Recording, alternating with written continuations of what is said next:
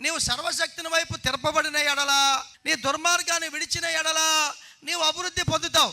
లోకంలో డబ్బున్న వాడితో ఒకలాగా, డబ్బున్న వాళ్ళతో ఒకలాగా ప్రవర్తిస్తారు. దేవుడి దగ్గర అలా ఉండదండి. డబ్బున్నా డబ్బు లేకపోయినా ఒకేలాగా దేవుడు మాట్లాడతాడు. దేవుడు నిన్ను ఒకేలా చూస్తున్నాడు. సర్వశక్తి వైపు నువ్వు తిప్పబడిన ఎడలా, వాక్యం నెరవేర్చడానికి నీ శరీరాన్ని అప్పచెప్పాలి, సజీవంగా సమర్పించాలి.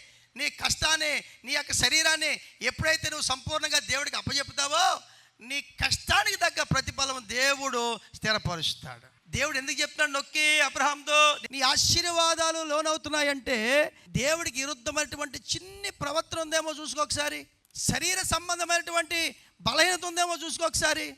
అబ్రహాము లాంటి వాడినే దేవుడు వదలలే, దావీదుని వదలలే, ఎవరిని వదలలే. ఈరోజు మన నిందల్ని మనం ఎప్పుడైతే తొలగించుకుంటామో, నిందకు బదులుగా దేవుడు ఉన్నతమైన స్థితిని ఇస్తాడు. నువ్వు మారకపోతే దేవుడు నీకేం చేయడు.